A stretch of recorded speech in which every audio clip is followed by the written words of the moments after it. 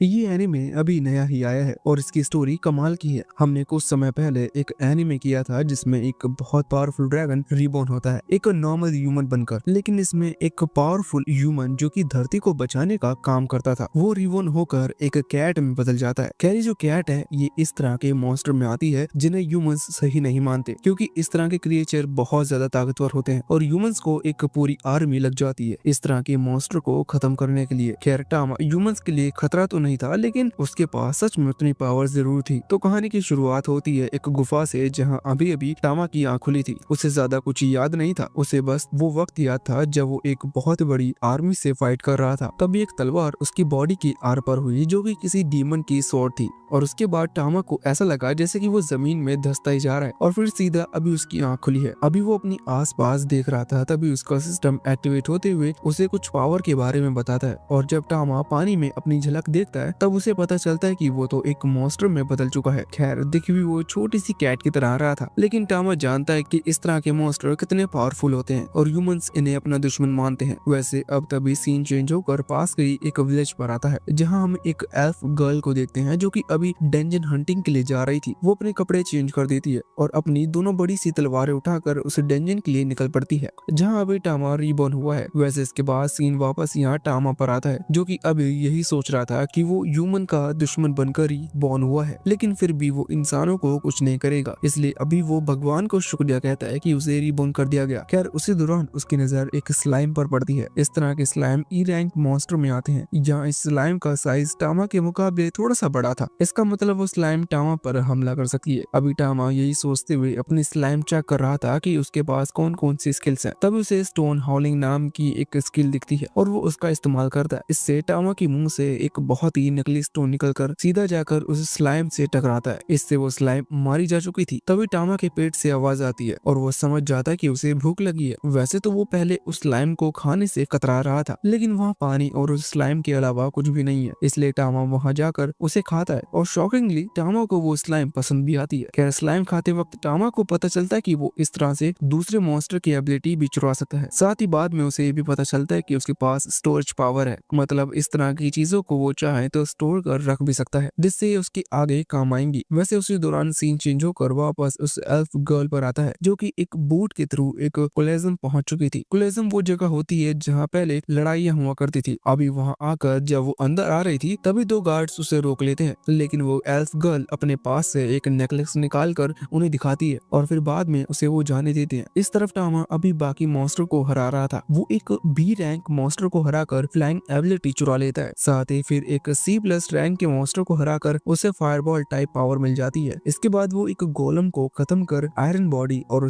इसी तरह के कुछ और पावर्स चुराता है। वैसे इसका चुराना नहीं कहेंगे, उसने पहले उन मॉन्स्टर को हराया तभी उसे पावर मिली। वो अभी यहाँ इस तरह के पावर्स ग्रैब कर रहा था। तभी वहाँ दूसरी तरफ वो एल्फ गर्ल इस जगह के बाहर पहुंचकर एक होल में एक क्रिस्टल रखती है जिसकी वजह से ये डेंजन एक्टिवेट हो जाता है। यहाँ अभी टामा जो कि आगे बढ़ रहा था अपनी और पावर ग्रैब करने के लिए, तभी उसे वहाँ एक चेस्ट दिखाई देती है जो कि ग्लो कर रही थी। टामा तुरंत ही उसे जाकर खोलता है और टामा को उसके अंदर एक बड़ा सा क्रिस्टल दिखाई देता है। टामा सोचता है कि कहीं ऐसा तो नहीं ये कोई ट्रैप हो, लेकिन उसी दौरान टामा अचानक से टेलीपोर्ट हो जाता है। वो टेलीपोर्ट होकर और ज्यादा अंधेरी वाली जगह पर पहुंच चुका था। यहाँ एक बड़ा सा ड्रैगन था जो कि असल में उस डेंजन का फाइनल बॉस है और उसकी रैंक भी एस रैंक ही है। टामा अभी एक एस रैंक का बिल्ला है, लेकिन अभी तक उसने इतनी पावर ग्रैब नहीं की कि वो इस ड्रैगन को हरा पाए। लेकिन अब वो ड्रैगन भी जाग चुका था। उसकी नींद टामा ने खराब की है, इसलिए वो बिना बदला लिए टामा को जाने नहीं देगा और बदला मतलब उसे खाए बिना। तो यहाँ वो टामा पर हमला करने लगा था। टामा उसके अटैक को डोज करता है और अपनी स्टोन हाउलिंग टेक्निक का इस्तेमाल करता है। इससे उसने ऊपर लगे स्टोन्स का इस्तेमाल किया था। खैर वो स्टोन्स उस ड्रैगन की बॉडी को बिल्कुल भी चोट नहीं पहुंचा पाते। हालांकि इससे ऊपर से कुछ दूसरे स्टोन वहाँ नीचे गिरने लगे थे जिस वजह से वहाँ एक होल हो गया था, लेकिन फिर भी वो ड्रैगन पूरी तरह से ठीक था। वो टामा पर हमला करता है। यहाँ उसने किसी तरह के स्क्रैच अटैक किए थे जिन्हें टामा अपनी आयरन बॉडी की मदद से रोकने की कोशिश कर रहा था, लेकिन उस ड्रैगन के स्क्रैच इतने ज्यादा स्ट्रॉन्ग थे कि टामा की आयरन बॉडी काम नहीं कर पाती और टामा की बॉडी पर घाव आ जाते हैं। उसकी बॉडी से खून निकल रहा था, उसे किसी भी तरह से यहाँ से निकलना था, लेकिन तभी वो ड्रैगन ड्रैगन उसे बॉडी स्लैम देने लगता है, लेकिन इस तरह से टामा वहाँ से हटते हुए अपनी विंग्स एक्टिवेट कर उसी ऊपर बने होल से बाहर आ जाता है, लेकिन अभी उसे बहुत ज्यादा चोट लग चुकी थी। तभी हम दूसरी तरफ उस एल्फ गर्ल को देखते हैं जो कि अभी इसी डेंजर में आगे बढ़ रही थी। वहाँ उसे अचानक से कुछ आवाज सुनाई देती है और वो अपनी दोनों ही तलवार निकाल कर आगे बढ़ने लगती है। उसी दौरान उसे बचपन का एक सीन याद आ रहा था जब वो बहुत छोटी थी और इसी तरह के एक डेंजर में आई थी। तब एक दूसरे एल्फ ने उसकी मदद की थी, इसी कारण से शायद इसने भी फैसला किया कि ये एक एडवेंचर बनेगी। खैर वहाँ टामा जो कि अभी डेंजर के एग्जिट की तरफ बढ़ रहा था, उसे सामने से एक परछाई दिखाई देती है और वो नीचे गिर पड़ता है। टामा को लग रहा था कि शायद उसकी नई जिंदगी शुरू होते ही खत्म हो जाएगी, लेकिन असल में वो बस उस एल्फ गर्ल की परछाई थी। अगले पल जब टामा की आंख खुलती है तो वो एक बेड पर था जहाँ उसकी बॉडी पर कई सारे बैंडेजेस लगे हुए थे। तभी वो एल्फ गर्ल वहाँ कमरे में आती है जो कि टामा के लिए दूध लेकर आई थी। टामा अभी ये देखकर हैरान था कि एक एल्फ गर्ल ने उसकी जान बचाई, जबकि नॉर्मल डेंजर में अगर इस तरह के छोटे छोटे भी मॉन्स्टर मिलते हैं तो उन्हें कोई भी साथ नहीं लाता, लोग तुरंत ही उन्हें खत्म कर देते हैं क्योंकि वो बहुत बड़ा खतरा हो सकते हैं। अभी इसके बाद टाइम थोड़ा सा स्पीड के साथ बीतता है, मतलब कुछ दिन हो चुके थे। टामा की जो चोट थी लगभग ठीक हो चुकी थी, लेकिन फिर भी उस एल्फ गर्ल ने टामा को घर से नहीं भगाया। टामा छोटा हो चुका है इसलिए उसकी सब चीजें छोटी हैं, लेकिन वो गर्ल हर एक छोटी छोटी चीज का ख्याल रख रही थी। टामा को बहुत ज्यादा मजा आ चुका था क्योंकि उसे अनलिमिटेड मिल्क सप्लाई हो रहे थे। वैसे आज के दिन वो एल्फ गर्ल यहाँ टामा को आकर मिल्क देती है और कहती है कि वो कुछ देर बाद लौटेगी। इतना कहकर वो गुड बाय बोलती है और चली जाती है। टामा जो कि अभी उसने जो कुछ भी किया उस चीज से बहुत खुश है। वो खिड़की से उसे एक नाव में बैठा हुआ देखता है। टामा समझ गया था कि वो एल्फ गर्ल वापस उसी डेंजर में जा रही है या फिर किसी और डेंजर में जा रही है। टामा सोचता है कि इसने उसकी जान बचाई थी, इसका मतलब उसे भी उस एल्फ गर्ल को प्रोटेक्ट करना चाहिए। वो फैसला करता है कि वो जिंदगी भर उसकी प्रोटेक्शन करेगा और यही सोचते हुए वो चुपचाप उस नाव में चला जाता है। यहाँ वो इस तरह से घुसा था कि उस एल्फ गर्ल को इस चीज का पता न चले। कुछ ही देर बाद वो एल्फ गर्ल उसी जगह पर पहुंच जाती है जहाँ उसे टामा मिला था। वो अभी उस डेंजर के अंदर आती है और आगे बढ़ने लगती है। टामा भी अभी उसका पीछा कर रहा था, लेकिन इस तरह से कि उसे इस चीज का पता न चले। टामा सोच रहा था कि इस तरह की लड़की एक डेंजर में अकेले क्यों आई, क्योंकि डेंजर्स बहुत खतरनाक होते हैं, लेकिन शायद इस चीज का रीजन उसे फ्यूचर में पता चले। अभी वो एल्फ गर्ल यहाँ आगे बढ़ रही थी, तभी उसे सामने 3 गॉब्लिन्स दिखाई देते हैं। ये जो फ्लोर था ये यही 3 गॉब्लिन ऑपरेट करते हैं। यहाँ वो उस एल्फ गर्ल पर हमला करे इससे पहले ही एल्फ गर्ल अपनी दोनों स्वॉर्ड निकाल कर हमला कर देती है। टामा उसकी स्पीड देखकर हैरान था। एल्फ गर्ल ने कुछ देर में ही उन तीनों गॉब्लिन्स को हरा दिया था। अभी टामा सोच रहा था कि ये इतनी तेजी से मूव कर सकती है, साथ ही इसके रिफ्लेक्स और अटैक भी बहुत परफेक्ट है। टामा मन में कहता है कि अगर एयरबैग्स को छोटा कर दिया जाए तो ये और तेजी से मूव कर पाएगी। वैसे उसी दौरान वहाँ उस एल्फ गर्ल की नजर दूर खड़े गॉब्लिन पर पड़ती है। ये चौथा गॉब्लिन था और ये छिपकर उस एल्फ गर्ल को देख रहा था। वो तो अपना काम 2 मिनट में कर वहाँ से चला जाता, लेकिन एल्फ गर्ल उस पर हमला करने लगती है। वो गॉब्लिन असल में एक मेज है, मतलब मैजिशियन। वो यहाँ बहुत बड़ी फायरबॉल क्रिएट कर एल्फ गर्ल की तरफ फेंकता है। टामा अभी ये चीज समझ चुका था कि एल्फ गर्ल उस फायरबॉल को डोज नहीं कर पाएगी, इसलिए समय ना गवाते हुए टामा तुरंत ही पूरी स्पीड में आगे बढ़कर उस एल्फ गर्ल को धक्का देते हुए उसे बचा लेता है। साथ ही यहाँ वो उस गॉब्लिन पर भी हमला करने वाला था, लेकिन अगर वो किसी तरह का पावरफुल अटैक करता तो इससे उसकी असलियत सामने आ जाती, इसलिए वो बस नॉर्मल उस गॉब्लिन के चेहरे पर कुछ स्क्रैचेस लगा देता है। अभी वो गॉब्लिन जहाँ खड़ा हुआ था वो वहाँ नीचे की तरफ सीढ़ियाँ थी, इस कारण से स्क्रैच लगते ही वो गॉब्लिन नीचे की तरफ गिर पड़ता है। अभी वैसे तो उस एल्फ गर्ल को ये समझ नहीं आया था कि टामा यहाँ पर क्या कर रहा है, लेकिन फिर भी उसकी जान बच गई। इस चीज के बदले टामा को बहुत अच्छा इनाम मिलता है। मतलब इनाम तो अभी उसे कुछ नहीं मिला, बस जिस तरह से वो बोट में छिपकर यहाँ आया था वापस उस तरह से नहीं लौटना पड़ेगा। वैसे इस एल्फ गर्ल का नाम आर्या है। अब अगले सीन में ये एल्फ गर्ल टामा को लेकर एडवेंचर गिल्ड पर पहुंचती है, जहाँ ये उन गॉब्लिन्स के पार्ट्स देकर पैसे एक्सचेंज करेगी। खैर यहाँ अंदर आते ही उसकी मुलाकात केजमैन नाम के उसी आदमी से होती है जो कि उसे बहुत टाइम से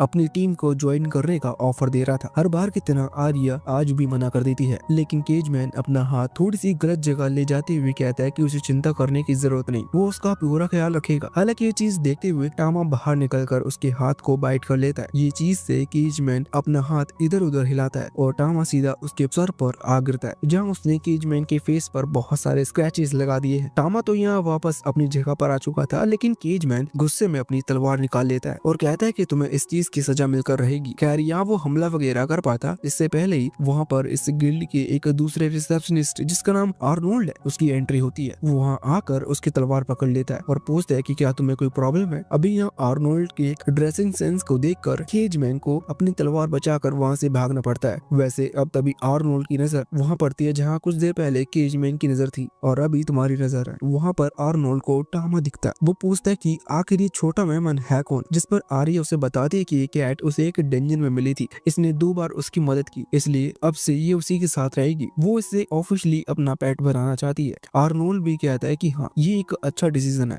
इसके बाद आर्या उसे वो सारे पार्ट दिखाती है जो कि वो गॉब्लिन से लेकर आई है। वैसे उनके कान थे, इसके बदले उसे रिवॉर्ड मिल जाता है। साथ ही आर्नोल्ड कहता है कि शायद कुछ ही वक्त में तुम्हारी रैंक को बढ़ा दिया जाएगा। इस पर आर्या खुश थी। बाद में हम देखते हैं कि आर्या टामा के साथ खेल रही थी, जहाँ उसके फिंगर टामा के थोड़ी सी सेंसिटिव पॉइंट की तरफ बढ़ने लगती। टामा को इस चीज में कोई प्रॉब्लम नहीं थी, क्योंकि देखा जाए तो कैट तो वो अब इस जन्म में बना है, उसके पास मेमोरी तो सारी पिछले जन्म की है। वैसे अगले सीन में हमें आर्या की असलियत पता चलती है। वो एक बहुत ही खतरनाक वाली पियक्कड़ है, क्योंकि ऐसा लग रहा था जैसे उसने जितने भी गॉब्लिन्स मारे उन सब पैसों से उसने दारू पी ली। अभी वो टामा से नशे में कह रही थी कि वो उसकी मास्टर है और टामा उस पर बिल्कुल भी ध्यान नहीं दे रहा था। इस चीज के लिए टामा को सजा मिल सकती है। बाद में वो उसे लेकर बाथ टब में चली जाती है, जहाँ वो दोनों नहा रहे थे। अचानक से ही क्या पता कैसे दारू का नशा उतर जाता है और आर्या कहने लगती है कि क्या वो सच में आगे चलकर ताकतवर बन पाएगी, क्योंकि इस तरह के नॉर्मल गॉब्लिन से लड़ना कोई बड़ी बात नहीं है। वो एक पावरफुल एल्फ बनना चाहती है। वो टामा को एक स्टोरी सुनाती है। ये स्टोरी उसके गांव की थी। जब वो आर्या छोटी थी तभी उसके गांव पर हमला हुआ, लेकिन उस हमले से एक लड़के ने आकर उन्हें बचा लिया। इस लड़की का नाम हॉली स्वॉर्ड था, ऐसा अभी आर्या बता रही थी। खैर जैसी आर्या स्टोरी आगे कंटिन्यू करती है तो टामा पहचान जाता है कि ये हॉली स्वॉर्ड और कोई नहीं बल्कि अलीशा है। शायद टामा उसे पिछले जन्म में जानता था। वैसे इसके बाद अब सीन अगले दिन पर आता है। हम देखते हैं कि अभी आर्या वापस से गिल्ड की तरफ जा रही थी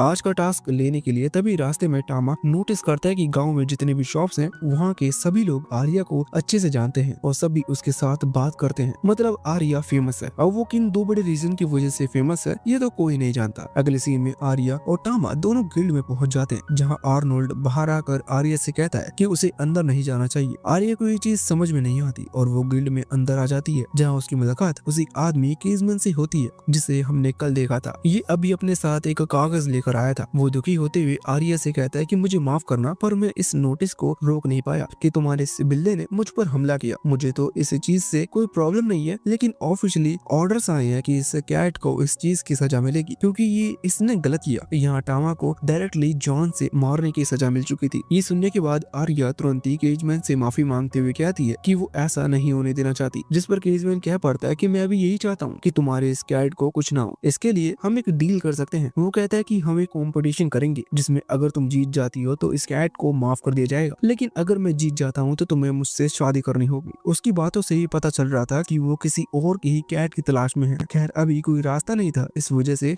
आर्या को ये चैलेंज एक्सेप्ट करना पड़ता है। वैसे अब आर्या यहाँ पर आई तो दिन था, पर पता नहीं क्यों ये फाइट रात के समय हो रही है। वो सभी वहाँ उस गिल्ड से बाहर आ चुके थे, खुली जगह में, जहाँ हमें बताया जाता है कि केजमैन असल में बी रैंक एडवेंचर है और आर्या सी रैंक एडवेंचर। मतलब आर्या ऑलरेडी उसे कम लेवल की है, इसलिए केजमैन कहता है कि अगर तुम किसी आउटसाइडर से हेल्प लेना चाहती हो तो चुन सकती हो। वैसे यहाँ कोई भी आउटसाइडर उसकी मदद के लिए नहीं आने वाला था और दूसरी तरफ वो आर्नोल्ड हिस्सा नहीं ले सकता, क्योंकि वो तो गिल्ड मेंबर है। इसी कारण से कोई आगे नहीं आता। हालांकि उसी दौरान टामा छलांग लगाते हुए वहाँ सामने आ जाता है। उसे देखकर केजमैन हंस रहा था और कह रहा था कि अब एक मामूली बिल्ली मुझसे लड़ेगी। खैर यहाँ पर आर्नोल्ड ने तो इस चीज के लिए हाँ कर दी थी। वो कहता है कि अगर ये कैट खुद से फाइट करना चाहती है तो ये कर सकती है। इसके बाद दोनों में लड़ाई शुरू होती है, जहाँ टामा अटैक करता है, लेकिन टामा की हाइट बहुत छोटी है और साथ ही वो अपने असली हमले नहीं कर सकता, इसलिए वो बस उछल कूद कर रहा था। वहाँ केजमैन उसके हमलों को आराम से डोज करता है और यहाँ आर्या पर हमला करने लगता है। आर्या भी अपनी स्पीड और अपनी दोनों तलवार लेकर आगे बढ़ रही थी, लेकिन उसके एयरबैग उसकी स्पीड को कम कर रहे थे। साथ ही वो इतनी ज्यादा ताकतवर भी नहीं है कि वो केजमैन जैसे आदमी को हरा पाए। केजमैन उसे दूर हटा देता है और नीचे गिरा देता है, जिसके बाद केजमैन अपना फाइनल अटैक करने वाला था। इसके बाद आर्या हार जाएगी और केजमैन को कैट मिल जाएगी। हालांकि टामा तभी छलांग लगाते भागते हुए सामने आ जाता है और अपनी आयरन स्वॉर्ड बॉडी को एक्टिवेट करता है, जिससे केजमैन की स्वॉर्ड टूट चुकी थी। साथ ही इसके बाद टामा स्टोन हाउलिंग टेक्निक का इस्तेमाल करते हुए केजमैन को वहाँ से दूर फेंक देता है। यहाँ केजमैन सीधा जाकर एक पेड़ से टकराया था और वहीं लटक चुका था। तभी उसकी तलवार वहाँ घूमते हुए किसी गलत जगह पर आकर लग जाती है। इसका मतलब अब वो आर्या को तो क्या किसी और लड़की को भी डिस्टर्ब नहीं करेगा। यहाँ टामा ने भी अपनी असली पावर्स यूज की थी, जिससे टामा समझ चुका था कि उसकी असलियत सबके सामने आ चुकी है और अब उसे खत्म कर दिया जाएगा, क्योंकि सच में इस तरह के मॉन्स्टर को ह्यूमंस अपना दुश्मन मानते हैं। खैर तभी लोग जोर जोर से चिल्लाने लगते हैं और कहते हैं कि ये कैट शायद एक एलिमेंटल कैट है। टामा अभी ये सुनकर बहुत खुश था, लेकिन वहाँ दूसरी तरफ आर्नोल्ड अभी आर्या को जीतने के लिए कांग्रेचुलेशन कर रहा था। इसका मतलब सब कुछ ठीक है। वैसे इसके बाद अब वो सीन सीधा अगले दिन पर शिफ्ट हो जाता है, जहाँ हम देखते हैं कि टामा की अभी अभी नींद खुली है। उसके जागते ही आर्या की नींद खुल जाती है। टामा सबसे पहले आगे बढ़कर आर्या के गले पर अपने गाल को थोड़ा सा रब करता है, जिससे आर्या को अच्छा लगे। उसे ऐसा करना ही होगा क्योंकि उसे एक पेट बनकर रहना है। आर्या को ये चीज कुछ ज्यादा ही अच्छी लग जाती है। इस वजह से जब टामा वहाँ से जाने लगता है तो वो कहती है कि उसने सॉफ्ट चीजों के साथ तो खेल लिया, अब उसे थोड़ी सी हार्ड चीजों के साथ भी खेलना है। उसका इशारा कहाँ था, ये चीज टामा भी समझ चुका था। खैर यहाँ से सीन चेंज हो जाता है और हम देखते हैं कि टामा और आर्या अभी वेल्कन नाम की एक लड़की से मिलने के लिए आए थे। वैसे वहाँ घर पर क्या हुआ ये चीज अभी हमें नहीं बताई गई। खैर असल में यहाँ जो लड़की वेल्कन रहती है वो आर्या की दोस्त है और साथ ही वो एक ब्लैक स्मिथ भी है, मतलब लोहार जो कि वेपन्स या आर्मर वगैरह बनाते हैं। तो यहाँ आर्या और टामा अंदर आ चुके थे। तभी अंदर से वेल्कन बाहर आती है। टामा उसके टाइगर ईयर्स को थोड़ा देखकर शॉक था, लेकिन वो एक तरीके से डेमी ह्यूमंस गर्ल है, बिल्कुल आर्या की तरह। खैर अभी वेल्कन बहुत ही ज्यादा एक्साइटेड थी आर्या के नए पेट से मिलने के लिए, क्योंकि उसने सिर्फ टामा के बारे में सुना था। आर्या अभी आगे आते हुए उसे टामा को दिखाती है और बाद में जिस जगह पर आर्या टामा को रख कर लाई थी सेम उसी जगह पर वो टामा को वापस रख देती है, लेकिन इस बार ये जगह वेल्कन की थी। अभी वेल्कन को भी ना जाने क्यों पर इस चीज में मजा आ गया था। वो आर्या से पूछते कि आर्या यहाँ क्यों आई है, तो आर्या कहती है कि उसे अपने पेट टामा के लिए एक आर्मर चाहिए। यहाँ हमें पता चलता है कि वेल्कन एक ब्लैक स्मिथ है और उसे क्रिएचर्स के लिए आर्मर बनाना बहुत पसंद है। इसी कारण से वो इस मिशन को तुरंत ही एक्सेप्ट कर लेती है। अगले सीन में अभी वो इंची टेप से टामा के मेजरमेंट ले रही थी। इससे वो यहाँ हर एक बारीक से बारीक चीज की मेजरमेंट लेती है, जिससे कि वो टामा के लिए एक परफेक्ट आर्मर तैयार कर सके। साथ ही वो उसकी आर्मर एक खास तरह के मैजिक का इस्तेमाल करने के बारे में भी बता रही थी, क्योंकि टामा अभी छोटा है, वक्त के साथ वो बड़ा भी होगा। इससे उसका आर्मर उसे टाइट होने लगेगा। उस खास मैजिक से वो हर बार अपने आर्मर का साइज बदलते जाएगा, मतलब इन्हें बार बार आर्मर बनाने की जरूरत नहीं। और वैसे भी टामा जिस तरह के पर्सन के साथ रह रहा है उसे इस तरह की चीजें की सख्त जरूरत है। खैर वेल्कन अपने काम में लग चुकी थी। वो कहती है कि वो आर्मर अगले दिन तक तैयार कर देगी। दूसरी तरफ आर्या अभी फिर से डंजन जाने वाली थी। टामा पिछली बार छुप कर गया था, लेकिन इस बार वो उसके साथ जाएगा, वो भी खुले आम। तो ये दोनों यहाँ से निकल पड़ते हैं। सीन सीधा अगले दिन पर शिफ्ट होता है। यहाँ सबसे पहले हमें बताया जाता है कि रात भर वेल्कन ने पूरी मेहनत कर आर्मर तैयार कर लिया। आर्या और टामा भी वहाँ पहुँच गए थे। टामा उस आर्मर को पहनता है। टामा की बॉडी पर वो आर्मर बहुत अच्छा लग रहा था, साथ ही वो परफेक्टली फिट भी था। आर्या टामा के लिए खुश थी, पर तभी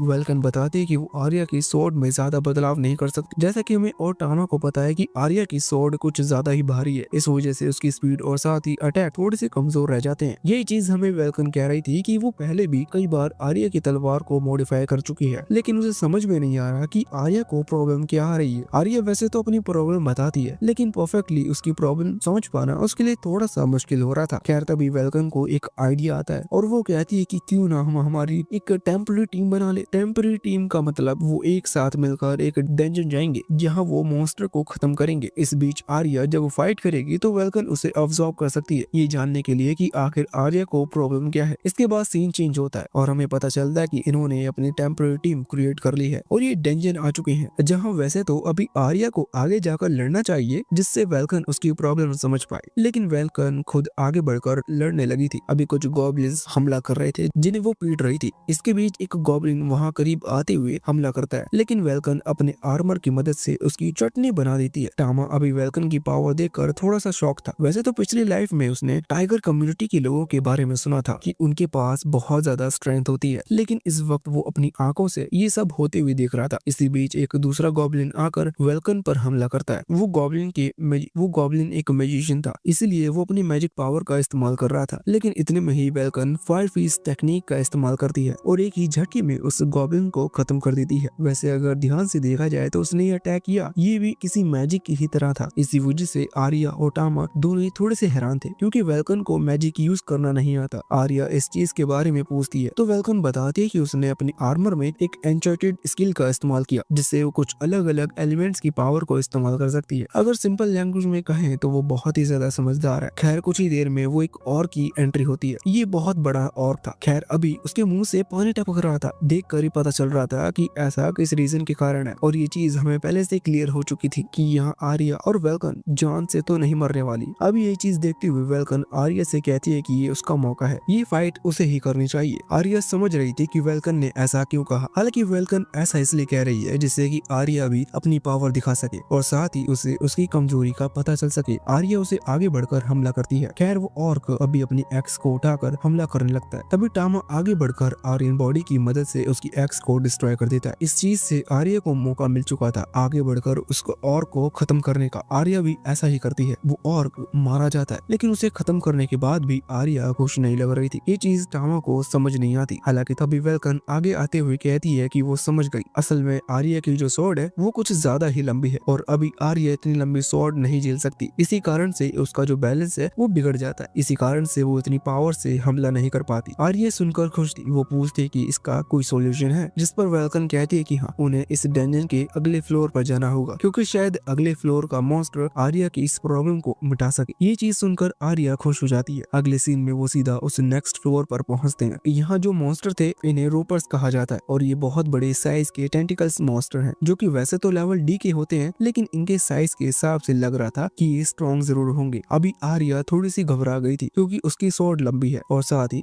वेल्कन ने कहा था कि इस फ्लोर पर आने के बाद वो लंबी स्वॉर्ड झेल पाएगी। तो आर्या को इसका मतलब कुछ गलत ही लग रहा था। इसी चीज के कारण अभी टामा भी डरा हुआ था क्योंकि उन रोपर्स के पास बहुत सारे टेंटिकल्स हैं। अब इसी चीज का रीजन तो तुम खुद भी समझ सकते हो। खैर अभी आर्या को तो आगे जाकर लड़ना होगा। अभी आर्या अपनी दोनों तलवार निकाल लेती है। साथ ही वेल्कन उसे यहाँ ऑल द बेस्ट कहते हुए समझाती है कि उसे अपने टारगेट पर ध्यान रखना होगा क्योंकि ये दो रोपर्स हैं और दोनों के पास ही कई सारे टेंटिकल्स हैं। इसका मतलब अटैक किसी भी डायरेक्शन से हो सकता है। खैर अब आर्या वहाँ लड़ने के लिए आती है और कुछ ही देर में इनकी फाइट शुरू हो जाती है। फाइट के दौरान दूसरा रोपर अभी पीछे शांत खड़ा हुआ था। आर्या पहले रोपर से फाइट कर रही थी और उसी से लड़ना आर्या के लिए थोड़ा सा डिफिकल्ट हो रहा था। आर्या वैसे तो हमला करती है लेकिन वो दोनों तलवारें उसकी स्पीड को कम कर रही थी। तभी वो रोपर हमला करते हुए उसकी एक तलवार को उसके हाथ से नीचे गिरा देते हैं। अभी आर्या के पास एक ही तलवार थी और दूसरी तलवार थोड़ी सी दूर थी, इसलिए उसे एक ही तलवार से रोपर से फाइट करनी पड़ती है। वो आगे बढ़ जाती है लेकिन उस रोपर के जो टेंटिकल्स थे वो आगे से बहुत ही ज्यादा हार्ड थे। खैर आर्या को हार्ड चीजें तो पसंद है लेकिन अभी ये हार्ड टेंटिकल उसकी उस तलवार को तोड़ देते हैं। अभी टूटी हुई तलवार से आर्या के लिए लड़ पाना बहुत मुश्किल था। खैर इतने में ही वेल्कन वहाँ दूर से एक डैगर आर्या की तरफ फेंकती है। आर्या ने उस डैगर को पकड़ लिया था और साथ ही वो दूसरे हाथ में उस टूटी हुई तलवार को पकड़ी हुई थी। अभी इस दौरान वो उस रोपर के बहुत ही ज्यादा करीब थी।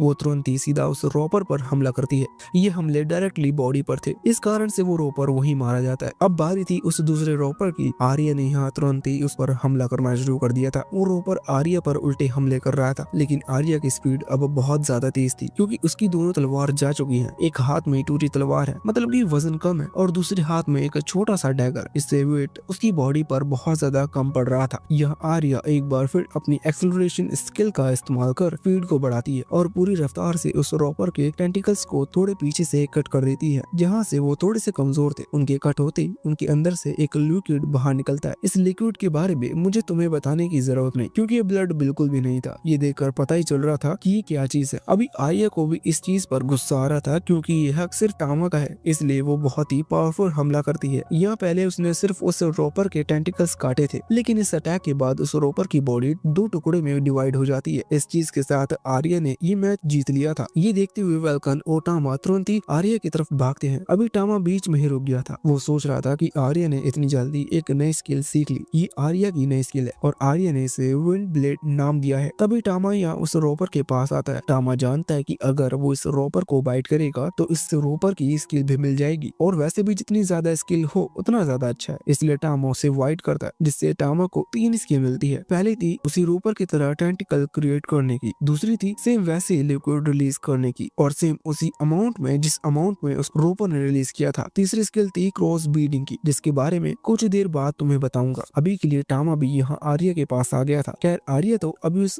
मरे हुए रोपर को मारने की कोशिश कर रही थी क्योंकि उसने जो कुछ भी किया वो वो बहुत ज्यादा गलत था। आर्या को लगा कि वो इस लिक्विड की पार्टी टामा के साथ करेगी, लेकिन ये उसका फर्स्ट टाइम था। खैर कुछ देर बाद हम देखते हैं कि इस तरह की बचकानी हरकतों के बाद आर्या ये चीज समझ चुकी थी कि उसके लिए शॉर्ट वेपन ही सबसे सही है। मतलब वो जो दो बड़ी बड़ी तलवारें लेकर घूमती थी वो उसके लिए सही नहीं है, क्योंकि वही उसकी स्पीड को कम करते हैं। लेकिन वो दोनों ही तलवार उसने शॉर्ट सेंग के सामने चुनी थी, इसी वजह से उन्हें छोड़ना उसके लिए थोड़ा सा मुश्किल है, लेकिन मरने से तो अच्छा ही है। साथ ही वेल्कन भी उसे समझाती है कि इन शॉर्ट वेपन से उसकी स्पीड भी बढ़ रही है, साथ ही वो खुद से हायर लेवल के मॉन्स्टर को भी मार पा रही है। इसका मतलब वो डंजन के आगे के फ्लोर्स पर भी जा सकती है। ये चीज आर्या को भी सही लगती है। खैर ऐसा करने से पहले वेल्कन उसे एक सेफ जगह पर लेकर जाती है। ये जगह उसी डंजन में है जहाँ पर बहुत सारा पानी है, मतलब यहाँ वो लोग नहा सकते हैं और आर्या उस लिक्विड को साफ कर सकती है जो कि उसकी बॉडी पर फैला हुआ है। इधर एक स्टोन लगा हुआ था, ये स्टोन यहाँ इस डंजन के मॉन्स्टर को इधर आने से रोकता है। और इस स्टोन को देखकर अभी आर्या को अपने गांव की याद आ रही थी। शायद उसके गांव में भी उस दूसरी पावरफुल वॉरियर जिसका नाम टामा हमें अलीशा बता रहा था उसने छोड़ा होगा, या फिर जो भी हो वो चीज हमें बाद में पता चलेगी। खैर अभी के लिए हमें ये पता चलता है कि यहाँ पानी है, इन्हें नहाना है और इधर मॉन्स्टर नहीं आ सकते, इसलिए दोनों ही अपने आर्मर उतारती हैं और आर्मर के नीचे भी जो कुछ भी था वो भी उतारती हैं और सीधा पानी में कूद जाती हैं।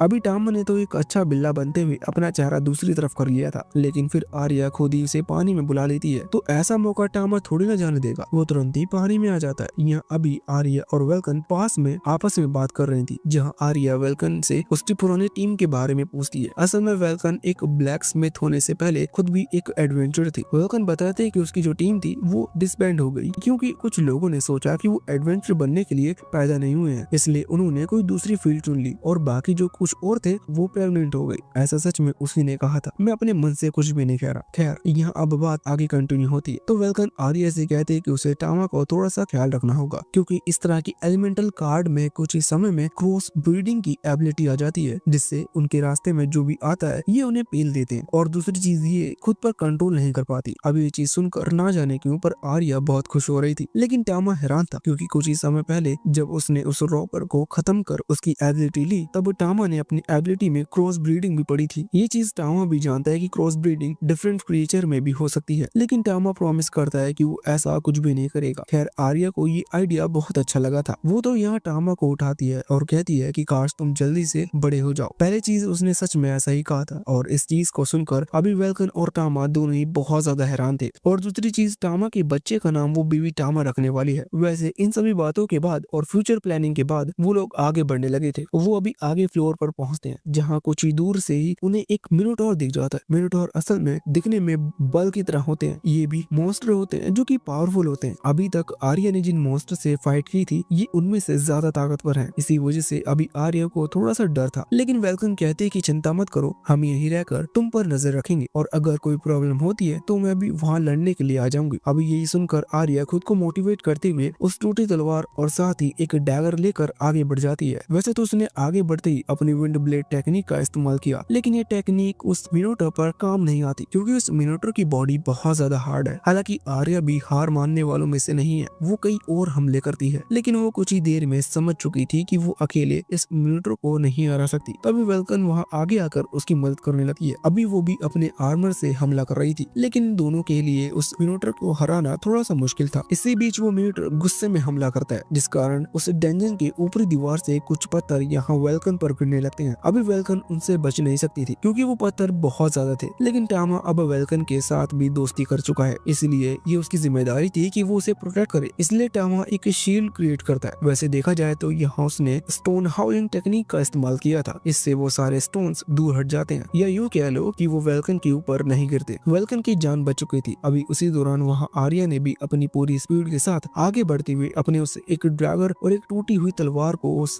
मिनोटॉर की चेस्ट के अंदर घुसा दिया था, जिसकी वजह से वो भी मारा जाता है। आर्या को ये यकीन नहीं हो रहा था कि उसने सच में इतने पावरफुल मॉन्स्टर को हरा दिया। साथ ही अभी वहाँ वेल्कन भी हैरान थी, लेकिन उस मॉन्स्टर के मरने से नहीं, बल्कि अभी वो टामा की वजह से हैरान है, क्योंकि टामा ने उसकी जान बचाई। शायद अब वो भी टामा के जल्दी जल्दी बड़े होने के लिए प्रे कर रही है। खैर इसके बाद अब सीन चेंज होकर सीधा गिल्ड पर आता है, जहाँ ये लोग उन मॉन्स्टर के बॉडी पार्ट्स ले आए थे और अभी उनके बदले रिवॉर्ड एक्सचेंज कर रहे थे। अभी आर्नोल्ड भी इसी चीज से बहुत हैरान था कि आर्या इस बार इतने पावरफुल मॉन्स्टर को मार कर लाई, लेकिन फिर भी ये चीज अच्छी है, इसी वजह से उन्हें अच्छे खासे रिवॉर्ड दिए जाते हैं। बाद में आर्या इस चीज को सेलिब्रेट करने के लिए वेल्कन को को भी बुलाती है और वो मस्त दारू पीते हैं। यहाँ पर अभी वेलकन जो कि अंदर ही अंदर से चाह रही है कि वो भी आर्या की टीम ज्वाइन कर ले, वो भी ऑफिशियली, क्योंकि अभी तक उसने सिर्फ टेम्परेरी टीम ज्वाइन की थी। इसलिए वो बहाने बनाते हुए कहती है कि टामा के आर्मर को हमेशा मॉडिफाई कर रखना होगा। ये बहाना काफी था, लेकिन आर्या जैसी बेवकूफी नहीं समझ पाती। पर टामा ये चीज समझ चुका था, उसे कोई प्रॉब्लम नहीं थी क्योंकि उसे तो मजा आएगा। इसलिए वो यहाँ आर्या के हाथ को उठाकर वेलकन के हाथ पैर पर रख देता है, जिससे आर्या भी समझ जाती है और इसके बाद ऑफिशियली इनकी टीम क्रिएट हो जाती है। अभी इसी खुशी में उन्होंने और ज्यादा पी ली थी, जिसके कारण से वेलकन को घर जाने में देर हो जाती है। इसलिए वो फैसला करती है कि वो आर्या के साथ यहीं रुकेगी। अब वहाँ बेड एक ही था, इसलिए वो उस पर ही सो रही थी। टामा छोटा सा है, उसे ज्यादा जगह की जरूरत नहीं, इसलिए उसे बीच में जगह मिल जाती है। खैर वो ही दोनों पीकर सो रही थी, इसलिए उन्हें किसी की भी परवाह नहीं है। टामा अभी चार चीजों के बीच बहुत ही भयंकर तरीके से दबा हुआ था और सोने पे सोएगा। वो दोनों नींद में भी बात कर रही थी। वो जो कुछ भी बोल रही थी वो एक दूसरे को तो सुनाई नहीं देती, पर टामा को वो सारी बातें सुनाई दे रही थी और वो ऐसी बातें बिल्कुल भी नहीं है जो मैं तुम्हें इस वीडियो में समझा सकूं। वैसे इस दौरान टामा अपने स्टेटस विंडो पर एक नोटिफिकेशन आता है कि वो अपने सेकंड एवोल्यूशन की बहुत करीब है, मतलब शायद अब वो थोड़ा सा बड़ा हो जाएगा। वो सोच रहा था कि कहीं वो ऐसा ना हो जाए जिससे सभी समझ पाए कि वो एक मॉन्स्टर है, क्योंकि उसने अपना मन बना लिया है। वो हमेशा आर्या का पेट बनकर ही रहना चाहता है। खैर अगले दिन हम देखते हैं कि आर्या और टामा दोनों ही मार्केट के लिए निकल चुके थे। टामा पहले जैसा नॉर्मल है, इसका मतलब कोई प्रॉब्लम की बात नहीं है। अभी वो दोनों मार्केट में आगे बढ़ रहे थे। वैसे आर्या ने अभी सच में अलग कपड़े पहन रखे हैं, इसमें सब चीजें छुपी हुई थी। खैर टामा को तो अपनी जगह मिल चुकी थी, वो भी आर्या के कंधे पर था। यहाँ आगे बढ़ते हुए वो देखता है कि दो आदमी किसी बच्चे को पीट रहे थे। जब वो वापस आते हैं तो वो दोनों ही आदमी टामा को देखकर डर गए थे, क्योंकि वो पहचान गए थे कि टामा वही एलिमेंटल कैट है जिसे केजमैन को सबक सिखाया था। और केजमैन की जो हालत थी वो जानकर अब कोई भी आर्या या टामा से पंगा नहीं ले सकता। इसी कारण से वो दोनों डर कर भाग जाते हैं। आर्या देखती कि वो बच्चा असल में एक छोटी सी बच्ची है। आर्या यहाँ उसके पास आकर उससे पूछती कि उसके पेरेंट्स कहाँ हैं, जिस पर वो बच्ची कुछ नहीं कहती। आर्या समझ चुकी थी कि इसके पेरेंट्स नहीं है, इसलिए वो उस बच्ची को अपने साथ ले जाती है। नहीं, वो उसे अपने घर पर नहीं रखने वाली, वो उसे एक चर्च में लाई थी। आर्या इस चर्च की सिस्टर को जानती है, इसलिए वो वहाँ आकर उस बच्ची को भी वहीं छोड़ देती है। असल में आर्या जो बच्चे अपने पेरेंट्स से बिछड़ चुके थे या जिनके पेरेंट्स मर गए, उन्हें इस तरह से चर्च में लाकर छोड़ती है, जिससे कि ये चर्च वाली सिस्टर उन बच्चों का ख्याल रख सके। अभी टामा इस चीज से बहुत इम्प्रेस था। वो फैसला करता है कि वो आर्या के साथ साथ इन सब को भी प्रोटेक्ट करेगा। खैर अगले सीन में ये लोग गिल्ड पहुंचते हैं, जहाँ आर्या को अपना एक नया बैच मिलता है। उसका जो पहले वाला बैच था वो कम लेवल का था, अब उसका लेवल बढ़ चुका है। इसका मतलब अब वो पावरफुल मॉन्स्टर से ऑफिशियली जाकर फाइट कर सकती है। तभी आर्नोल्ड किसी इंसिडेंट के बारे में बताता है। असल में कुछ लोग गायब हो रहे हैं, जिसके पीछे लोगों को लग रहा है कि डीमंस का हाथ है। अब यहाँ से नेक्स्ट पार्ट शुरू हो रहा है। तो जैसे ही आर्नोल्ड ने वो बात बताई तो आर्या थोड़ी सी डिटेल पूछती है, जिस पर आर्नोल्ड कुछ भी कहे इससे पहले ही वेलकन कहने लगी थी कि ये बहुत खतरनाक हो सकता है। असल में उसके हिसाब से ये दोनों इतने पावरफुल नहीं है कि किसी बड़े खतरे को फेस करे और इससे उनकी जान खतरे में आ सकती है, इसलिए वो ऐसा आर्या से बोल रही थी। पर आर्या कहती है कि नहीं, किसी को तो ये मिशन लेना ही होगा, और वैसे भी अगर हमने अभी ये मिशन नहीं चुना तो इससे कई लोगों की जान खतरे में आ सकती है। उसकी बात सही थी और वेलकन भी समझ गई थी कि आर्या ऐसे दूसरों के लिए कर रही है, इसलिए वो भी मदद करने के लिए मान जाती है। खैर उसी दौरान वहाँ गिल्ड में एक लड़के की एंट्री होती है। इस लड़के का नाम सैड्रिक है। इसके आते ही सभी लोग पहचान चुके थे कि ये कौन है। असल में ये वहाँ के ड्यूक का बेटा है, जो कि लेफ्टिनेंट और डेंजन्स को संभालता है, मतलब ये उसके काम के अंडर आते हैं। अभी केंड्रिक यहाँ आगे आते हुए वेलकन को हेलो बोलकर आर्या से कहता है कि वो इस मिशन में अकेले नहीं है, क्योंकि सैड्रिक खुद भी उनके साथ इस मिशन के लिए जाएगा। अभी टामा सैड्रिक को देख रहा था। टामा को एक फाइट की याद आती है। ये रैग्नारोक की वॉर थी, तब ह्यूमंस की डीमंस के साथ लड़ाई हुई थी। उस वॉर में भी सैड्रिक था। खैर वो लड़ाई ह्यूमंस ने ही जीती थी। वैसे अभी आर्या सैड्रिक से कहती है कि ये मिशन बहुत खतरनाक होगा और हम इतने कम लोग हैं, मुझे नहीं लगता कि हम इस मिशन को पूरा कर पाएंगे, जिस पर आर्नोल्ड कहने लगता है कि वो आर्या की एबिलिटीज पर डाउट ना करे, सैड्रिक सच में बहुत पावरफुल है। अभी सुनकर आर्या बात मान लेती है। खैर सैड्रिक वहाँ से जा रहा था, इसलिए वेलकन उसे बाय करने लगती है, जिस पर आर्नोल्ड कहता है कि उन्हें अपने रिलेशनशिप को थोड़ा सा कंट्रोल में रखना चाहिए, वरना ये बात सबके सामने आ जाएगी। आर्या को इसके बारे में कुछ भी नहीं पता था। जब वो वेलकन से पूछती है तब उसे पता चलता है कि हाँ, ये दोनों कपल्स हैं। वैसे अब सीन उस दिन पर आता है जब ये लोग इस मिशन के लिए निकलने वाले थे। अभी आर्या को तो बहुत चिंता हो रही थी, लेकिन टामा जो कि एक बिल्ला है, मतलब वो बोल तो कुछ नहीं सकता, बस वो किस करते हुए बताता है कि नहीं, उसे चिंता करने की जरूरत नहीं है, जिसके बाद आर्या भी उसे किस करती है। टामा इस चीज से हैरान था,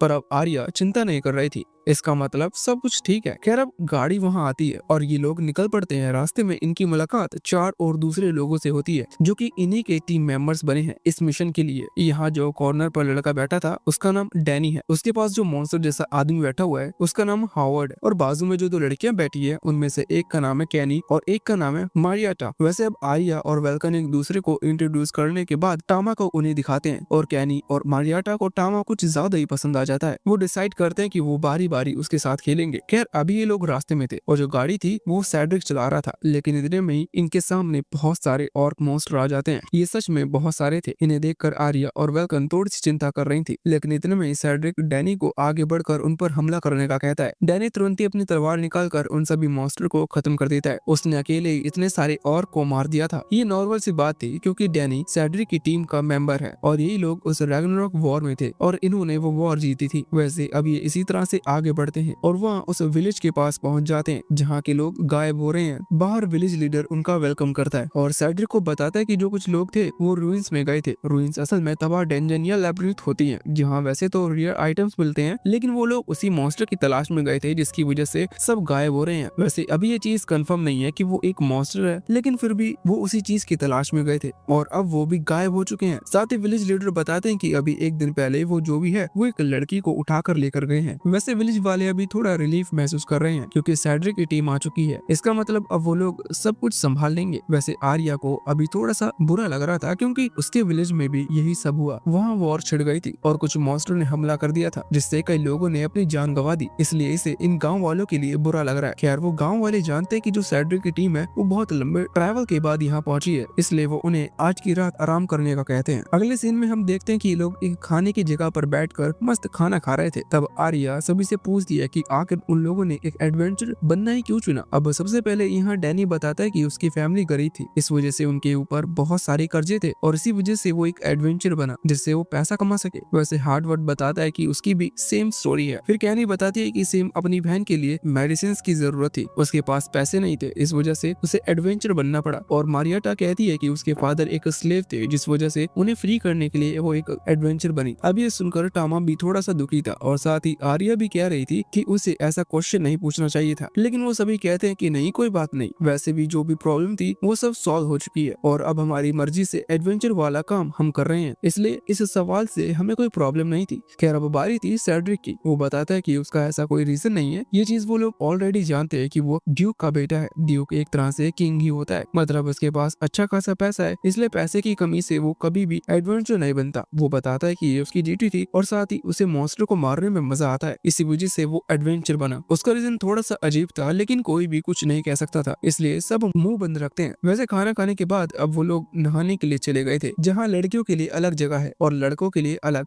यहाँ सैड्रिक का तो कुछ नहीं कहा जा सकता क्योंकि वो तो मस्त नहा रहा था, लेकिन डैनी और हावर्ड दोनों ही वहाँ से वो गर्ल्स बात वाले पूल पर झांकने की कोशिश करते हैं। खैर टामा ने उन्हें पकड़ लिया था, इस वजह से वो उन्हें डरा कर वहाँ से भगा देता है। वैसे नेक्स्ट सीन में हम देखते हैं कि ये सभी लोग नहा धोकर अब सीधा उस लैबिरिंथ की तरफ बढ़ने लगे थे। ये वही रूइन है जहाँ से उन्हें लोगों के गायब होने की खबर मिली थी। खैर इन लोगों को नहीं पता कि उनके ऊपर नजर रखी जा रही है। वैसे ये जो नजर रख रहा है ये भी किसी तरह का मॉन्स्टर है, जो कि अभी कॉन्फिडेंटली कह रहा था कि इस तरह के एडवेंचर मेरे मकसद को कभी रोक नहीं सकते। इतना कहकर वो अपने अगले प्लान की तैयारी करने लगता है। सीन चेंज होकर यहाँ हमारी टीम पर आता है जो कि अभी आगे बढ़ रही थी। अचानक ही उनके सामने एक वुल्फ मॉन्स्टर का बड़ा ग्रुप आ गया, जिसे देखते ही हावर्ड ने अपनी शील्ड आगे करते हुए उन्हें वहीं रोक लिया था, जिससे कि वो हमला ना कर पाए और सैड्रिक तुरंत ही अपनी तलवार लेकर आगे बढ़ गया था उन्हें खत्म करने के लिए। वैसे टामा नोटिस करता है कि यहाँ कुछ ऐसे मॉन्स्टर भी हैं जिनकी बॉडी पर एक इनविजिबल आर्मर है, लेकिन वो अपने हाउलिंग अटैक को वाटर मैजिक के साथ कंबाइन करते हुए उन मॉन्स्टर पर हमला करके उन्हें खत्म कर देते हैं और वो सभी मारे जाते हैं। इससे सैड्रिक की टीम के मेंबर्स अभी थोड़े से हैरान थे। वैसे इसी दौरान हम उस मॉन्स्टर को भी देखते हैं जिसने इन सभी वुल्फ मॉन्स्टर को यहाँ भेजा था, मतलब वही जो कि इनका मेन टारगेट है। वो अभी हैरान था क्योंकि उसके इतने सारे वुल्फ मॉन्स्टर इतने जल्दी मारे गए। अभी उसे इस चीज से बहुत ज्यादा गुस्सा आ रहा था। वो कह रहा था कि अगर इन लोगों को रोकने के लिए मुझे खुद भी वहाँ जाना पड़े तो मैं इस चीज के लिए तैयार हूँ, लेकिन मैं अपना प्लान खराब नहीं होने दूंगा। अभी वो टामा की पावर से ज्यादा इम्प्रेस लग रहा था क्योंकि वो समझ चुका था कि टामा एक एलिमेंटल कैट है। खैर उसे असलियत अभी भी नहीं पता। सीन चेंज होकर वापस यहाँ ग्रुप पर आता है जहाँ अभी सभी टामा की तारीफ कर रहे थे, खासकर यहाँ आर्या बहुत ज्यादा खुश थे क्योंकि टामा उसका पेट है। खैर इसके बाद ये लोग यहाँ से आगे बढ़ना शुरू करते हैं। कुछ ही दूर पहुँचने के बाद इनका रास्ता बैरल ने रोक लिया था। बैरल असल में वही क्रिएचर या यूं यूँ कह लो कि वही मॉन्स्टर है जो कि वो सारे काम कर रहा है, जिसके चलते ये लोग यहाँ तक आए। वो खुद ही इनके सामने आ चुका है। अभी उसे देखकर सेड्रिक तुरंत ही पूछता है कि आखिर उसने लेनार्ड विलेज के लोगों को अपना टारगेट क्यों बनाया। इस पर बैरल कहता है कि ये बात उसे जानने की जरूरत नहीं, और वैसे भी लेनार्ड विलेज सिर्फ वो पहला टारगेट है, जबकि उसका मकसद बहुत बड़ा है। इतना कहते हुए उसने तुरंत ही ट्रोल मॉन्स्टर को वहाँ बुला लिया था। मॉन्स्टर्स बहुत बड़े थे और साथ ही बहुत खतरनाक भी लग रहे थे, और उनके थ्रू अब वो टामा की टीम पर हमला करने वाला था। अभी उन्हें देखकर सेड्रिक तुरंत ही टीम को डिवाइड होने का ऑर्डर देता है। ये लोग जैसे ही डिवाइड होते हैं तो वहाँ बैरल तुरंत अपनी पावर की मदद से उनके बीच एक वॉल क्रिएट करता है, जिसके कारण टामा उस ग्रुप से अलग हो चुका था। ऐसा बैरल ने जानबूझकर किया जिससे कि वो टामा पर अलग से हमला कर सके और कोई भी उसकी मदद ना कर पाए। तभी हम वहाँ सेड्रिक के ग्रुप को देखते हैं। उन पर अभी जो ट्रोल मॉन्स्टर हमला कर रहे थे उन्होंने इन्हें घेर लिया था। इन मॉन्स्टर को अगर मारा भी जाए तो ये फिर से रीजनरेट हो जाएंगे। यही थोड़ी गड़बड़ वाली बात थी। क्या सेड्रिक का ग्रुप सेड्रिक को आगे करता है और कहता है कि अब वही इनको संभाल सकता है। सेड्रिक ने भी स्माइल करते हुए अपनी तलवार निकाल ली थी और उस पर किसी खास तरीके के मैजिक का इस्तेमाल किया था। ये शायद डार्क मैजिक है का मतलब इसका इस्तेमाल करते हुए उन ट्रोल मॉन्स्टर पर हमला करता है और उन्हें बीच से काट देता है। यहाँ बैरल देखता है कि उसके जो मॉन्स्टर थे वो फिर से ठीक नहीं हो रहे हैं। ये देखकर वो हैरान था और समझ चुका था कि सेड्रिक किसी फॉरबिडन मैजिक का इस्तेमाल कर रहा है। इससे वो ये भी समझ चुका था कि सेड्रिक असल में वही मेज वॉरियर है जिसने रैग्नारोक वॉर को जीता था। इस तरफ हम टामा के पास आते हैं, जिसकी तरफ अभी दो ट्रोल मॉन्स्टर हमला कर रहे थे। टामा ने पहले तो उनका हाथ काट दिया था, लेकिन वो तुरंत ही रीजनरेट हो गया, जिससे टामा समझ गया कि इन्हें मारना इतना ज्यादा आसान नहीं होगा। खैर टामा के लिए क्या, वैसे तो आसान है, लेकिन तब जब टामा अपने ओरिजिनल फॉर्म में आ जाए। और अब इस तरह के नॉर्मल मॉन्स्टर से अपनी जान बचाने के लिए अपने ओरिजिनल फॉर्म में नहीं आने वाला, क्योंकि अगर वो ओरिजिनल फॉर्म में आता है तो ये लोग उसे देख लेते हैं, तो इससे शायद आर्या के साथ बना हुआ उसका ये बॉन्ड खराब हो जाएगा और फिर से वो आर्या के साथ नॉर्मली नहीं रह पाएगा। इसलिए वो फैसला करता है कि वो अपने जॉइंट मोड में ही रहेगा। वो तुरंत सोचने लगता है कि वो कौन सा हमला करे। उसे फायर स्पेल की याद आती है, इसलिए वो हाउलिंग टेक्निक के साथ फायर पावर को कंबाइन करते हुए हमला करता है, जिससे वो दोनों ही ट्रोल मॉन्स्टर जलकर मारे जाते हैं। अभी वो नीचे गिर चुके थे। यही चीज देखकर बैरल बहुत ज्यादा हैरान था, लेकिन इस वजह से उसका ध्यान वहाँ वेल्कन पर नहीं गया था, जो कि उसके पीछे आ चुकी है। वो अपने हैमर से हमला करती है। खैर उसके हैमर को बैरल ने किसी तरह से डोज कर लिया था, लेकिन इतने में ही आर्या उसकी तरफ बढ़कर हमला करने लगती है। आर्या अभी अपने डैगर का इस्तेमाल कर रही थी और वो भी फुल स्पीड के साथ, जिस वजह से वहाँ बैरल को बचने में थोड़ी सी प्रॉब्लम होती है, लेकिन फिर भी वो किसी तरह से इस अटैक से भी बच जाता है। इतने में ही वेल्कन ने जमीन पर हथौड़ा मारते हुए धूल उड़ा दी थी, जिससे आसपास देख पाना थोड़ा सा मुश्किल था। खैर आर्या भी जानती है कि बैरल कहाँ खड़ा हुआ है, इसलिए वो पूरी रफ्तार से सीधा उस डायरेक्शन में बढ़ने लगती है और वो भी बिना सामने देखे। ये चीज सही थी क्योंकि ये हमला बैरल को लग चुका था। डैगर नॉर्मल था, इतने छोटे से डैगर से कोई भी मर तो नहीं सकता, लेकिन आर्या की पावर ज्यादा थी। इस वजह से बैरल समझ चुका था कि अब वो नहीं बचेगा। खैर मरने से पहले वो आर्या के हाथ पर एक हल्का सा कट लगा देता है और जमीन पर गिर जाता है। ये कट भी नॉर्मली नहीं था, क्योंकि अभी जहाँ वो कट लगा था वो जगह पर्पल कलर में चेंज होने लगी थी, मतलब उस डैगर में पॉइजन लगा हुआ था। टामा ये चीज देखकर तुरंत ही आर्या की तरफ भागता है और फिर से उस डैगर के पास जाता है, जिस दौरान वो सुनता है कि बैरल मरते मरते बोल रहा था कि जब असली पावर धरती पर आएगी तो ह्यूमैनिटी को कोई बचा नहीं पाएगा। इतना कहते हुए उसकी बॉडी पूरी तरह से धूल में बदल जाती है। वैसे दूसरी तरफ वहाँ वो बाकी सभी अभी आर्या के पास पहुंच चुके थे। आर्या की बॉडी में पॉइजन फैल रहा है और उसे बहुत ज्यादा दर्द हो रहा है, इसलिए वो तुरंत ही उसे हार्ट की शील्ड पर बैठाते हुए वहाँ लेनार्ड विलेज ले आते हैं, जहाँ डॉक्टर उसे देखकर बताता है कि ये पॉइजन अर्थ पॉइजन है, ये बहुत खतरनाक होता है और आज तक इससे किसी की भी जान नहीं बची, और अगर इससे जान बची तो उसके लिए इन्हें अर्थ ड्रैगन की आई की जरूरत होगी। आई मतलब मदर नहीं, बल्कि उसकी आंख की जरूरत होगी। अर्थ ड्रैगन को मारना होगा, जो कि कोई छोटा मोटा काम नहीं है। खैर फिर भी अभी वो लोग सोच रहे थे कि अर्थ ड्रैगन को ढूंढा जाए और उसे मारा जाए, लेकिन आर्या के पास इतना समय नहीं है, इसलिए सेड्रिक कहता है कि हमें इतनी जल्दी नहीं कर पाएंगे। आर्या सिर्फ कल तक बच सकती है और अर्थ ड्रैगन को ढूंढना और उसे मारना ये बहुत लंबा प्रोसेस होगा। ये सुनकर टामा तुरंत खिड़की के पास जाकर छलांग लगा देता है। वो इस तरह से हाथ पर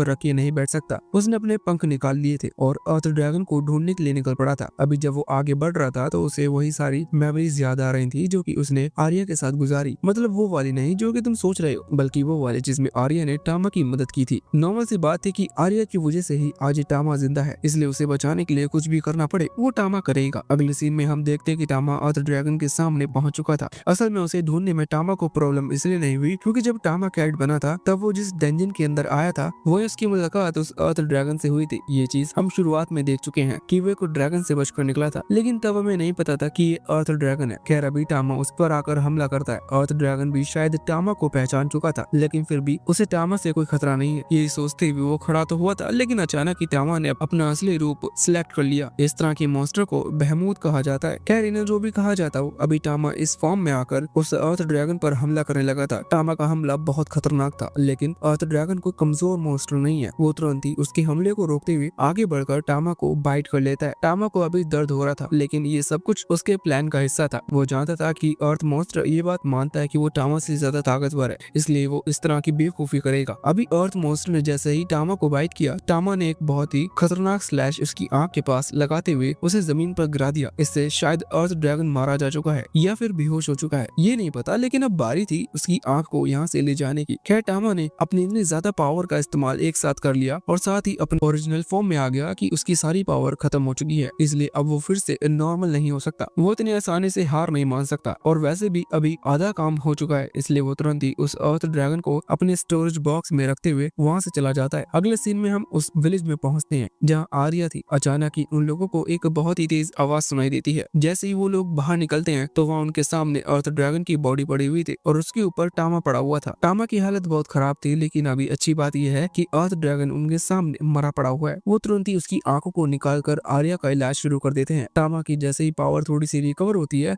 तो वो भी आर्या के पास आ जाता है और प्रे करने लगता है कि वो जल्दी ठीक हो जाए। वैसे टामा को नहीं पता कि आर्या अभी अपने एक सपने में कैद है। ये वही टाइम था जब उसके विलेज पर हमला हुआ था, और ये हमला असल में बैरल की तरह दिखने वाले वही डीमंस ने किया था। वो आर्या के गांव से फिलोसोफर्स स्टोन नाम की कोई चीज चुराने को आए थे। खैर वो डीमन जब आर्या के सामने आए तो वो उन्हें देखकर बहुत ज्यादा डर गई। उसे लगा कि अब वो नहीं बचेगी, लेकिन उसी दौरान वहाँ एक एलिमेंटल कैट आई जिसने आर्या को बचा लिया। अभी उसे याद करते हुए आर्या खुश हो चुकी थी और उसे वापस होश आ चुका था। वो समझ गई थी कि आखिर उसे कैट इतनी पसंद क्यों है। सिंपल सी बात है कि एलिमेंटल कैट ने उसकी जान बचाई है, इसलिए अब उसे सभी कैट पसंद है, और सेम वैसे ही टामा भी उसे इसलिए पसंद है। खैर अभी उसे होश में आता थे, सभी बहुत खुश थे, खासकर आर्नोल्ड जो कि रोने लगा था। वैसे अभी भी आर्या की बॉडी में वो पॉइजन पूरी तरह से खत्म नहीं हुआ है, लेकिन थोड़े आराम के बाद वो पॉइजन खत्म हो जाएगा। इसका मतलब उसे कुछ दिन बेड पर आराम करना है। हम देखते हैं कि टामा वापस से उसी डंजन में आ चुका था, क्योंकि टामा ने जब अर्थ ड्रैगन को हराया तो कुछ पावर्स मिली जिन्हें वो जानना चाहता था, और साथ ही उसकी बॉडी में भी पहले ऐसी कुछ पावर्स थी जिनके बारे में उसे नहीं पता।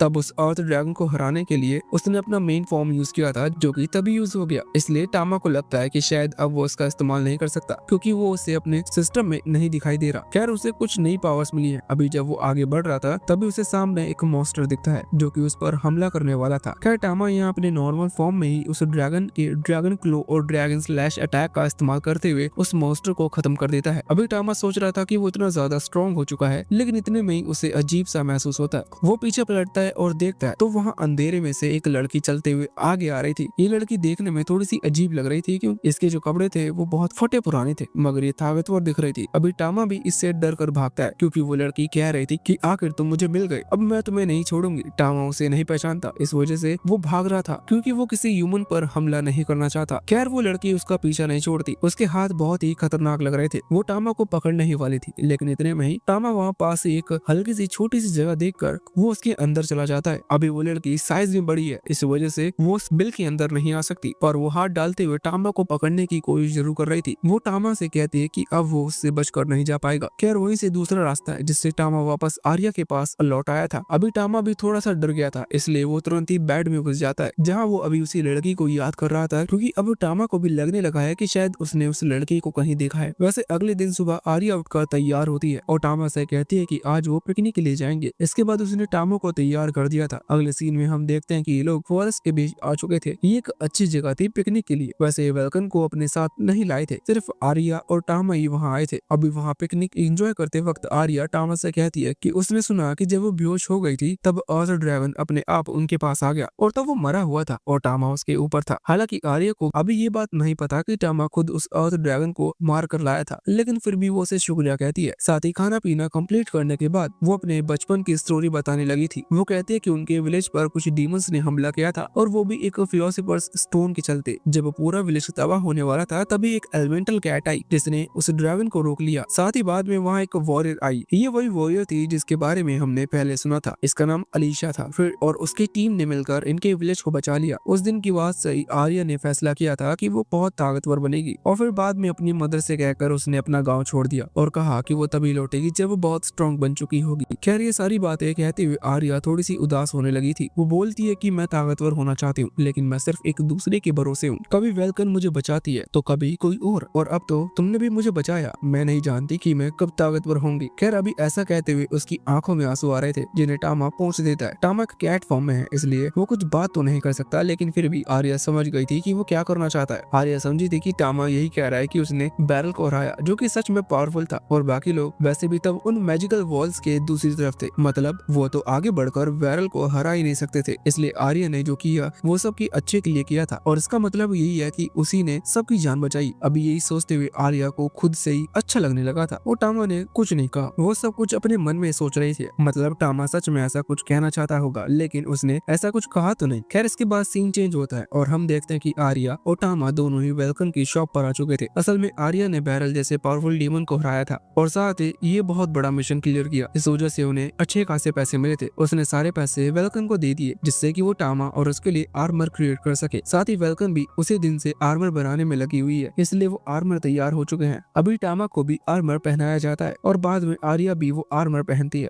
जो कि टामा को बहुत अच्छा लग रहा था। वैसे आर्या को भी उसका वो आर्मर पसंद आया था। अगले सीन में हम देखते हैं कि उसी आर्मर को टेस्ट करने के लिए कि वो कैसा है और वह करता है या नहीं, इसके लिए वापस वो डंजन की तरफ निकल चुके थे। वहाँ पहुंचने के बाद टामा भी अपनी पावर को रिलीज करते हुए उनकी मदद करता है और बाद में जब उन्हें मॉन्स्टर मिलता है तो उस मॉन्स्टर को देखते ही आर्या पहले ही आगे बढ़कर उसे खत्म कर देती है। अभी आर्या ने अपनी मैजिक पावर का इस्तेमाल नहीं किया था, लेकिन फिर भी उसकी स्पीड देखकर वेलकन हैरान थी। अभी आर्या इस चीज से खुश हो रही थी, लेकिन इतने में ही वही लड़की उनके सामने आ जाती है जिसे एक दिन पहले टामा ने देखा था। अभी टामा उसे देखकर बहुत ही ज्यादा हैरान था, लेकिन वो लड़की मुंह ही मुंह में कुछ बड़बड़ा रही थी। वो यही कह रही थी कि डेस्टिनी ने हमें फिर से मिला दिया और अब तुम यहाँ से बचकर नहीं भाग पाओगे। अभी आर्या और वेलकन उसे नहीं पहचानते, लेकिन वो उससे कह रहे थे कि क्या वो यहाँ खो गई है, क्योंकि देखकर ऐसा लग रहा था। इस पर वो लड़की कहती है कि नहीं, वो डार्कनेस से बॉर्न हुई है, वो कहीं खो नहीं सकती। खैर फिर भी आर्या और वेलकन दोनों ही उससे पूछते हैं कि आखिर वो यहाँ क्या कर रही है और वो उन्हें देखकर इतनी खुश क्यों हो गई, जिस पर लड़की बताती है, जो कि शायद उसे नहीं बताना चाहिए। उसके बोलने का तरीका और जो बात थी वो थोड़ी सी अजीब थी। साथ ही वो टामा को भी पहचानती है। इस वजह से आर्या और वेलकन को लग रहा था कि शायद टामा और उसके बीच कुछ है। खैर टामा कैट है, लेकिन फिर भी इस वर्ल्ड में कुछ भी हो सकता है, इसलिए उन्होंने यही समझा था। वैसे भी टामा तुरंत ही आर्या के पास आ गया था, क्योंकि वो उस लड़की से नहीं लड़ना चाहता और आर्या उसे सेफ रखेगी। लेकिन ये देखते हुए उस लड़की को गुस्सा आ जाता है और वो आर्या पर चिल्लाती है और कहती है कि वो टामा को उसके हवाले कर दे। खैर आर्या भी इस लड़की से लड़ना नहीं चाहती, इसीलिए वो कहने लगती कि अगर तुम चाहो तो तुम हमारे साथ चल सकती हो। आर्या को लग रहा था कि ये अकेली है और शायद खो गई है, इसलिए अगर ये इसी तरह से घूमती रही तो इसे पकड़ लिया जाएगा और शायद कोई इसे स्लेव बना ले। इसलिए वो उसे ऑफर देती है कि वो उनके साथ रह सकती है। अभी उस लड़की को भी ये ऑफर अच्छा लगता है, क्योंकि इससे वो टामा के नजदीक रहेगी।